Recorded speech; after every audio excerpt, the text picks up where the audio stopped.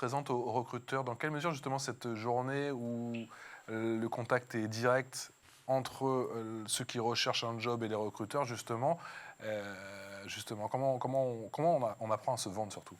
Alors déjà, en venant, on s'est déjà rencontré en conseiller parce D'accord? que ça peut être intéressant de montrer aux futurs candidats, effectivement, quelles sont les entreprises potentielles pour qui, effectivement, ils ont plus de chances, effectivement, de décrocher un emploi en fonction de leur profil, de leurs compétences, de leurs envies, de leurs études parfois, de leur niveau linguistique.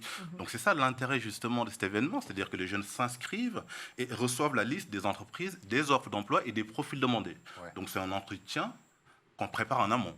Alors, comment on se présente? L'idée, c'est effectivement de mettre les atouts effectivement de son côté.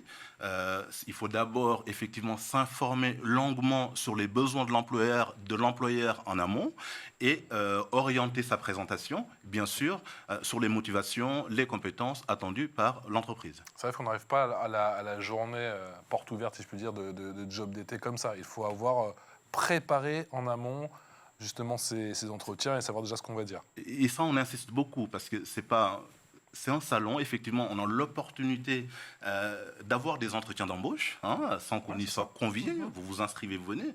Donc c'est un peu ballot, entre guillemets, de ne pas saisir l'occasion et de ne pas se préparer en amont et de cibler les entreprises potentielles qui nous intéressent et pas d'être sur un entretien salon, mais d'être vraiment sur un entretien recrutement réel.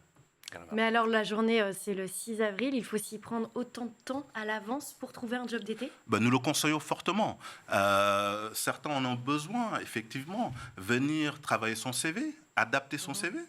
Si je veux travailler dans les métiers de l'accueil, les métiers de représentation, il y a des entreprises comme Fonderégie, Charleston. Bon, elles n'ont pas les mêmes façons, les mêmes critères de recrutement, et elles n'envoient pas les candidats sur les mêmes sites. Ça, il faut le comprendre en amont et adapter son CV si besoin. Et puis, adapter aussi sa présentation, comme vous le disiez tout à l'heure, ses éléments de motivation pour chacune de ces entreprises spécialisées dans le Tesseria, par exemple.